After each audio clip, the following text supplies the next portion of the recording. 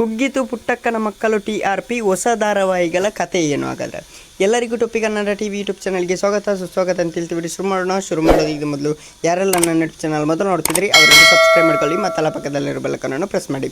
ಧಾರಾವಾಹಿಗಳ TRPಗಳು ರೇಸ್ನಲ್ಲಿ ಪುಟ್ಟಕ್ಕನ ಮಕ್ಕಳು ಕಳೆದ 1 ವರ್ಷದಿಂದ ಬಹುತೇಕ ಸಂದರ್ಭಗಳಲ್ಲಿ ಮೊದಲ ಸ್ಥಾನ ಪಡೆದುಕೊಂಡು ಬರುತ್ತಾ ಇತ್ತು.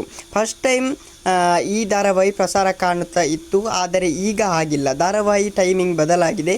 ಈ ಕಾರಣಕ್ಕೆ TRPಯು ತೀವ್ರ ಇಳಿಕೆ ಆಗಿದೆ. ರಾಮಚಾರಿ TRP ಹೆಚ್ಚಾಗಿದೆ. ಮೊದಲ ಸ್ಥಾನದಲ್ಲಿ ಲಕ್ಷ್ಮೀ ನಿವಾಸ ಧಾರಾವಾಹಿ ಇದೆ. ಈ ಧಾರಾವಾಹಿ ಎಲ್ಲಕ್ಕಿಂತ ಹೆಚ್ಚಿನ TRP ಪಡೆದುಕೊಂಡಿದ್ದು, ಈ ಧಾರಾವಾಹಿ ಜಿ ಕನ್ನಡದಲ್ಲಿ ಪ್ರಸಾರ ಕಾಣುತ್ತಿದೆ. 2ನೇ ಸ್ಥಾನದಲ್ಲಿ ಅಣ್ಣಯ್ಯ ಧಾರಾವಾಹಿ ಇದೆ. ಇತ್ತೀಚೆಗಷ್ಟೇ ಈ ಧಾರಾವಾಹಿ ಪ್ರಸಾರ ಕಾಣಲು ಆರಂಭಿಸಿದೆ. ಪುಟ್ಟಕ್ಕನ ಮಕ್ಕಳು ಧಾರಾವಾಹಿ ಸಮಯವನ್ನು ಈ ಧಾರಾವಾಹಿಗೆ ನೀಡಲಾಗಿದೆ. ಈ ಕಾರಣದಿಂದಲೂ ಈ ಧಾರಾವಾಹಿ TRP ಸಿಗುತ್ತಿದೆ. ಈ ಧಾರಾವಾಹಿ ಜೊತೆ ಶ್ರಾವಣಿ ಸುಬ್ರಹ್ಮಣ್ಯ ಧಾರಾವಾಹಿ ಕೂಡ ಇದೆ. 3ನೇ ಸ್ಥಾನದಲ್ಲಿ ರಾಮಚಾರಿ ಧಾರಾವಾಹಿ ಇದೆ. ಈ ಧಾರಾವಾಹಿಗೆ ಭರ್ಜರಿ TRP ಸಿಕ್ಕಿದೆ. ರಾಮಚಾರಿ ಹಾಗೂ ಚಾರು ಮದುವೆ ಕಾರಣಕ್ಕೆ ಧಾರಾವಾಹಿಯ TRP ಸಿಕ್ಕಿದೆ. 4ನೇ ಸ್ಥಾನದಲ್ಲಿ ರಾಮ ಧಾರಾವಾಹಿ ಇದೆ. ಈ ಧಾರಾವಾಹಿ ಸೀತಾ ಹಾಗೂ ರಾಮನ ಮದುವೆ ನಡೆದಿದೆ. ಈ ಧಾರಾವಾಹಿಯಲ್ಲಿ ಫ್ಯಾಮಿಲಿ ಡ್ರಾಮಾ ನಡೆಯುತ್ತಿದೆ, ಹೀಗಾಗಿ TRP ಹೆಚ್ಚಿದೆ. 5ನೇ ಸ್ಥಾನದಲ್ಲಿ ಲಕ್ಷ್ಮೀ ಬಾರಮ್ಮ.